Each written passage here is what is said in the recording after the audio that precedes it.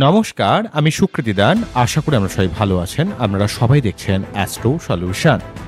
আজকে আমি আলোচনা করব যে সমস্ত জুন মাসে সমস্ত কন্যা রাশির বা লগ্নের সার্বিক কোন দিক থেকে একটা পজিটিভ পরিবর্তন দেখতে পাওয়া যাচ্ছে এবং কোন ব্যাপারে আপনাদের সাবধান হতে হবে এবং কোন জায়গাটা আপনাদের জীবনে সর্বাত্মকভাবে একটা পজিটিভ রোল প্লে করবে, সবকিছু নিয়ে একটা পুঙ্খানুপুঙ্খভাবে বিশ্লেষণ করবো। আশা করবো আপনাদের ভালো লাগবে। তার অনুষ্ঠানটিকে মন দিয়ে শুনে এবং বোঝার চেষ্টা করুন।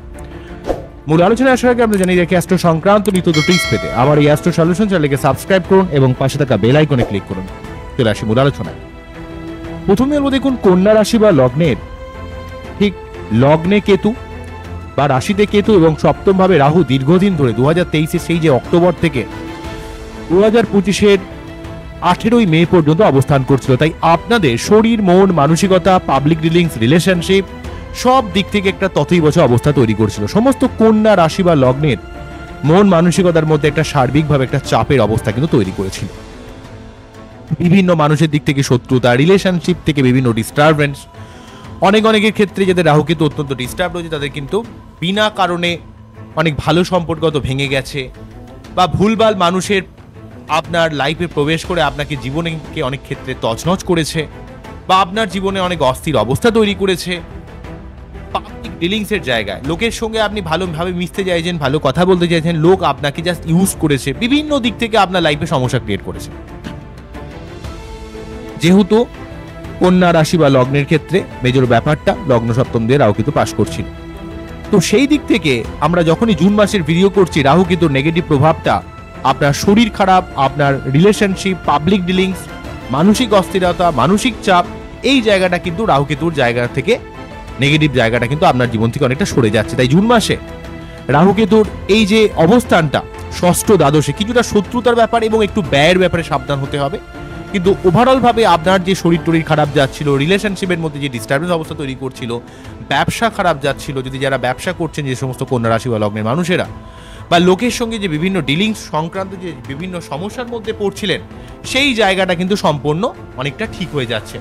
কিন্তু যেহেতু আপনাদের বার্থ চার্টে অন্যদিক থেকে যেহেতু দেখতে পাচ্ছি যে ষষ্ঠভাবে রাহু এবং কেতুর থাকছে হচ্ছে দ্বাদশভাবে, বিদেশ যাত্রার দিক থেকে ভালো, বিদেশ থেকে অর্থ ইনকামের দিক থেকে অনেকটাই কিন্তু পজিটিভ, এটা কিন্তু দেখা যেতে পারে। কিন্তু আপনাদের একটু ব্যয় বেড়ে যেতে পারে, খরচ বেড়ে যেতে পারে, সেই জায়গাটা কিন্তু সব থেকে বড় প্রবলেমজনক। এই ব্যাপারটা আপনাদের কিন্তু একটু সাবধান হতে হবে। বোঝা গেল কি বললাম? অন্যদিক থেকে ষষ্ঠভাবে রাহু মাঝে মাঝে কিন্তু একটু শত্রুতার ব্যাপারে আপনাদের সাবধান হতে হবে। শত্রুতার ব্যাপারে যদি সাবধান না হন, অনেক দিক থেকে অনেক সমস্যা কিন্তু ক্রিয়েট করতে পারে। তো এই ব্যাপারটা আপনাদের একটু দেখতে হবে, শত্রুতার জায়গাগুলোকে কিন্তু আপনাদের একটু বুঝে নিতে হবে। ঠিক আছে?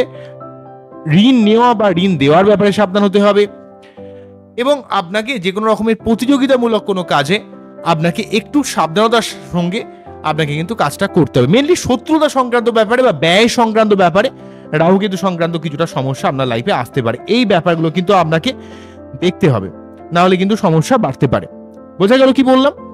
এবারে দেখুন, আপনাদের ক্ষেত্রে সপ্তম ভাব দিয়ে শনি পাস করছে 2025-এর সেই 29শে মার্চ থেকে শুরু হয়েছে 2027 পর্যন্ত। সপ্তম ভাবে আপনাদের ক্ষেত্রে কন্যা রাশি বা লগ্নের ক্ষেত্রে যেহেতু দেখতে পাচ্ছি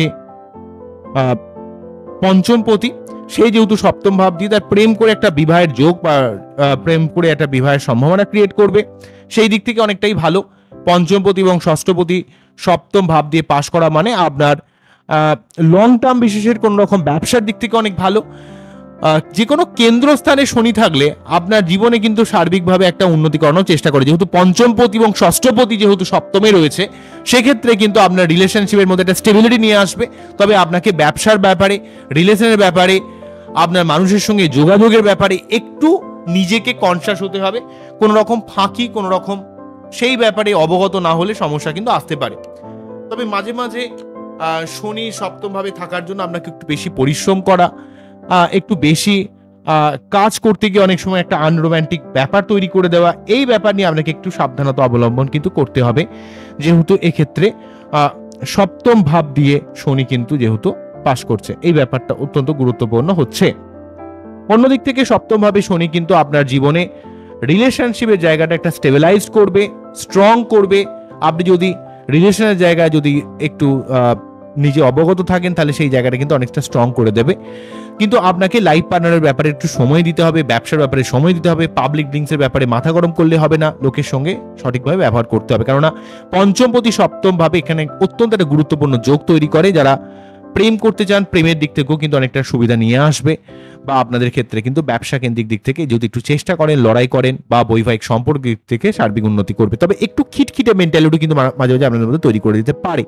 অন্যদিক থেকে বৃহস্পতি এখানে প্রায় অক্টোবর মাস পর্যন্ত দশম ভাবে থাকবে। দীর্ঘদিন নবম ভাবে ছিল, তারপর দশম ভাবে ঢুকছে, দশম ভাবে অলরেডি ঢুকে গেছে 14ই মে থেকে।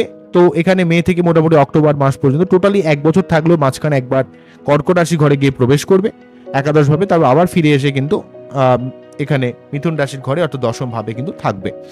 তো এই দশম ভাবে বৃহস্পতিদেব কিন্তু আপনাদের প্রফেশনাল লাইফে সার্বিক একটা উন্নতি করাবে, প্রফেশনাল লাইফে একটা গেন আনবে। আপনার পিতার দিক থেকে অনেক হেল্প, আপনার প্রফেশনাল জায়গা থেকে একটা আর্থিক লাভ, নতুন কোনো সম্পত্তি বাড়ি গাড়ি করার দিক থেকে আপনার মুখের ভাষাকে প্রয়োগ করে অনেক কাজে আপনি সফলতা পাবেন। আপনার নতুন কোনো কাজের সুযোগ আসতে পারে। যারা কোনো টিচিং প্রফেশনে, কোনো লিডিং প্রফেশনে, বা যারা রকম বস্ত্র সংক্রান্ত কোনো রকম বিজনেসের সঙ্গে যুক্ত রয়েছেন, বা ব্যাংকিং সংক্রান্ত কোনো কাজের সঙ্গে যুক্ত রয়েছেন, তাদের ক্ষেত্রে একটা সার্বিক উন্নতির যোগ কিন্তু তৈরি করবে বৃহস্পতি দশমভাবে থাকার জন্য। অন্যদিক থেকে বৃহস্পতি কিন্তু রাহুর নেগেটিভ ষষ্ঠভাবে রাহু থাকার জন্য যে শত্রুতার জায়গাগুলো সমস্যা করছে সেই জায়গাগুলোকেও কিন্তু অনেকটা কাটিয়ে দেবে। ঠিক আছে, তবে সব থেকে বড় কথা ভূমি, ভবন, বাহন, মা, পরিবার এই সংক্রান্ত ব্যাপারে, প্রফেশনাল দিক থেকে, আর্থিক ইনকামের দিক থেকে এবং শত্রুতা নির্মূল করার দিক থেকে বৃহস্পতিদেব সর্বাত্মক সহযোগিতা করবে। তবে আপনার বাচ্চাটে এই যে সপ্তমপতি বৃহস্পতি কতটা স্ট্রং সেটা কিন্তু অত্যন্ত গুরুত্বপূর্ণ। যদি আপনার বাচ্চাটে বৃহস্পতির অবস্থান একটু ভালো হয় তাহলে কিন্তু এই বৃহস্পতির এই অবস্থান আপনার প্রফেশন, আপনার পরিবার, আপনার মা, আপনার পারিবারিক শান্তি, আপনার অর্থ ইনকাম, আপনার শত্রুতা নির্মূল করা সার্বিক জায়গাগুলো কিন্তু আপনাকে অনেকটাই কিন্তু হেল্প করে দেবে বলে আমি দেখতে পাচ্ছি। বোঝা গেল কি বললাম? নেক্সট যে ব্যাপারটা আপনাদের ক্ষেত্রে বলবো সেটা হলো, অনেকগুলো ব্যাপার আপনাদের ক্ষেত্রে বলতে হচ্ছে। নেক্সট যে ব্যাপারটা আপনাদের ক্ষেত্রে বলবো সেটা হচ্ছে এই স্লো মুভিং প্ল্যানেটের ব্যাপারগুলো বলে দিলাম, রাহু, কেতু, শনি, বৃহস্পতি কথাগুলো হলো। এবারে আমাদের যে দ্রুত যে সমস্ত প্ল্যানেটগুলো মুভ করে সেগুলোর মধ্যে যে 4টে প্ল্যানেট সূর্য, বুধ, মঙ্গল বা শুক্র আপনাদের অষ্টম ভাবে থাকছে। অষ্টম ভাবে টোটাল জুন মাস ধরে অবস্থান করছে, যদিও অষ্টম ভাবে খুব একটা শুভ ভাব নয়, কিন্তু তার সত্ত্বেও শুক্রদেব যে দীর্ঘদিন ধরে যে পীড়িত হয়েছিল, প্রথমে রাহুযুক্ত, তারপরে শনি রাহুযুক্ত, তারপর শুধু শনিযুক্ত থেকে যেই আর্থিক দিক থেকে একটা চাপের অবস্থার মধ্যে আপনারা পড়েছিলেন, কোথাও যেন একটা মানসিক শান্তির অভাব, কোথাও যেন ভাগ্য আপনাকে ঠিক সাথ দিচ্ছিল না, অনেক কাজ হতে হতে আটকে যাচ্ছিল, ভাগ্যের সেই সহযোগিতা বা অর্থকেন্দ্রিক দিক থেকে অর্থের যে ফ্লোটা বিভিন্ন দিক থেকে যেন থেমে যাচ্ছিল, সেই জায়গাটা কিন্তু অনেকটা ঠিক হবে। আর্থিক একটা গেন আসবে, অনেক ফাটকা জায়গা থেকে অর্থ লাভ করবেন। কামনা, বাসনা, ভোগ, জাগতিক সুখ, ঐশ্বর্য, অর্থ, শুক্রের যে কারকতা সেই জায়গাগুলো কিন্তু অনেকটা পজিটিভ করে দেবে। শুক্র অষ্টমভাবে থাকলে কিছুটা লোয়ার অর্গান সংক্রান্ত কিছু শরীর টরীর খারাপ হতে পারে, এই ব্যাপারে একটু সাবধান হতে হবে। কিন্তু ওভারঅল ভাবে কিন্তু শুক্র যেহেতু এখানে শনি বা রাহু দ্বারা যে পীড়িত হয়েছিল সেই জায়গাটা যেহেতু কেটে যাচ্ছে, একটা আর্থিক দিক থেকে অনেকটা উন্নত করবে এবং আপনাদের সার্বিক মন মানসিকতার মধ্যে একটা পজিটিভ মেন্টালিটি, পজিটিভ অ্যাপ্রোচ তৈরি করবে, যার জন্য শুক্র আপনাদের মোটামুটিভাবে 31শে মে থেকে এখানে ঢুকে যাচ্ছে অষ্টম ভাবে। তবে তারপর যে রাশি পরিবর্তনটা হবে মোটামুটি 24 দিন বা 26 দিন পর, সেই জায়গাটা মানে আমরা যদি 1 মাস পর বলি সেটা আরো পজিটিভ হবে। তবু শুক্রের এই নেগেটিভ অবস্থানটা পেরিয়ে যাওয়াটা অত্যন্ত গুরুত্বপূর্ণ। আচ্ছা, নেক্সট এরপর যেটা বলবো সেটা হচ্ছে সূর্য এবং বুধ একসঙ্গে নবম ভাবে বুধায়িত্ব যোগ তৈরি করে আপনাদের নবম ভাবে বসে রয়েছে, তাই ভাগ্যের একটা সার্বিক উন্নতি, পিতার দিক থেকে অনেক হেল্প, মান সম্মান, প্রতিপত্তি ব্যাপারটা কিন্তু পাবেন। 6 তারিখ পর্যন্ত বুধ কিন্তু নবম ভাবে থাকবে সূর্যের সাথে, তারপর 6 তারিখের পর বৃহস্পতির সঙ্গে যুক্ত হবে। তো আপনাদের লগ্নপতি বা রাশিপতি দশম ভাবে অবস্থান করবে, দশমপতি সপ্তমপতি একটা সার্বিক কানেকশন আপনার জীবনে সার্বিক প্রফেশনাল ফিল্ড অনেক উন্নতি করাবে 6 তারিখের পর। তবে সূর্যদেবকে আমরা 15 তারিখ পর্যন্ত নবম ভাবে পাবেন, তাই এই প্রথম দুটো সপ্তাহ আপনারা কিন্তু এই মাসের জুন মাসে কিন্তু একটা মান সম্মান, যশ, প্রতিপত্তি, পিতার দিক থেকে হেল্প, ভাগ্যের একটা সার্বিক সহযোগিতা এগুলো কিন্তু লাভ করবেন।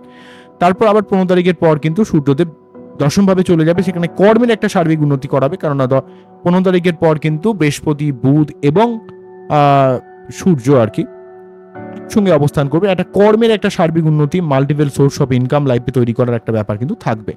অন্যদিক থেকে বলতে গেলে কন্যা রাশি বা লগ্নের ক্ষেত্রে অষ্টমপতি মঙ্গল, ঠিক আছে, অষ্টমপতি মঙ্গল সে কিন্তু দীর্ঘদিন ধরে পীড়িত হয়েছিল।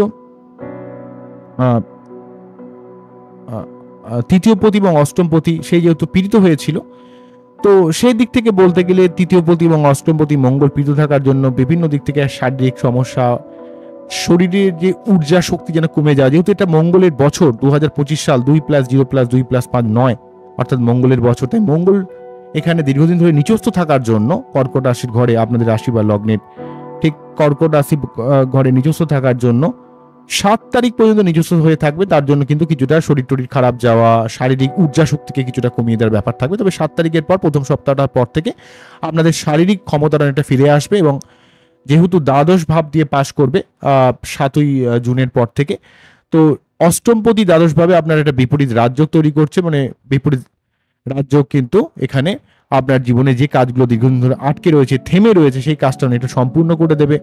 বিদেশ যাত্রার দিক থেকে, অর্থ ইনকামের দিক থেকে, কোনো কিছু জায়গায় অ্যাচিভমেন্ট করার দিক থেকে এখানে মঙ্গল অনেকটা হেল্প করবে, এবং আপনার শরীরের মধ্যে অনেকটা বল ফিরে পাবেন, কিছু করার মধ্যে একটা মেন্টালিটি ফিরে পাবেন, আপনার মধ্যে একটা পরাক্রমতা বিরাজ করবে, নতুন কোনো কাজের মধ্যে একটা এন্থু আপনারা অবশ্যই কিন্তু লাভ করবেন মঙ্গলের এই জায়গাটার জন্য। তবে সব থেকে কন্যা রাশি বা লগ্নের ক্ষেত্রে সুখবর যে ব্যাপারটা হলো সেটা হচ্ছে রাহু কেতুর স্থান পরিবর্তনটা অত্যন্ত গুরুত্বপূর্ণ থাকছে। অন্য দিক থেকে কিন্তু বৃহস্পতির দশম ভাবে অবস্থান, শনি সপ্তম ভাবে অবস্থান, কোনো শুভ শুভ গ্রহরা যখনই কেন্দ্র স্থান দিয়ে পাশ করে তখন কিন্তু অত্যন্ত পজিটিভ একটা ফল প্রদান করে। তাই শনি যেহেতু আপনাদের ক্ষেত্রে পঞ্চমপতি এবং ষষ্ঠপতি সপ্তম ভাব দিয়ে পাশ করছে, নতুন করে যদি ব্যবসা শুরু করেন, বিয়ে করার যদি চেষ্টা করেন, সেই দিক থেকে কিন্তু আপনাকে লং টার্ম বিশেষ একটা পজিটিভ ফল দেওয়ার চেষ্টা করবে। রাহু কেতু নেগেটিভ প্রভাবটা লগ্ন সপ্তম বা রাশি সপ্তম থেকে সরে যাচ্ছে, এটা অত্যন্ত পজিটিভ। তবে যদি আপনাদের মনে হয় যে অত্যন্ত খরচ হয়ে যাচ্ছে, ব্যয় বেড়ে যাচ্ছে, তাহলে বুঝবেন যে আপনাদের কেতুর মন্ত্র পাঠ করতে হবে। কেতুর যে মন্ত্রটা ওং পলালধুম সংকাশং তারাগুরু বিমর্দকং রৌদ্রং রুদ্রার্থকং ক্রং তং কেতুং পরমাম, এই মন্ত্র পাঠ করে তার যে বীজ মন্ত্র ওং স্ত্রাম স্ত্রীম স্ত্রম সহ কেতবে নম, এই মন্ত্র পাঠ করতে পারেন। 28 বার পাঠ করলেই হবে, ঠিক আছে। নেক্সট, যদি আপনাদের কোনো রকম শত্রুতা সংক্রান্ত সমস্যা বা কোনো রকম পেট সংক্রান্ত কিছু প্রবলেম হচ্ছে, তাহলে বুঝবেন যে আপনাদের কিছুটা রাহু থেকে সমস্যা হচ্ছে, তাহলে আপনাদের অবশ্যই রাহুর মন্ত্র পাঠ করতে হবে। তবে রাহু কেতু যে লগ্ন সপ্তম বা রাশি সপ্তমে যে থেকে যে ডিস্টারবেন্স আপনাদের উপর তৈরি করেছিল, সেই জায়গাটা কিন্তু সম্পূর্ণভাবে চলে যাচ্ছে, সেটা কিন্তু অত্যন্ত গুরুত্বপূর্ণ, ঠিক আছে।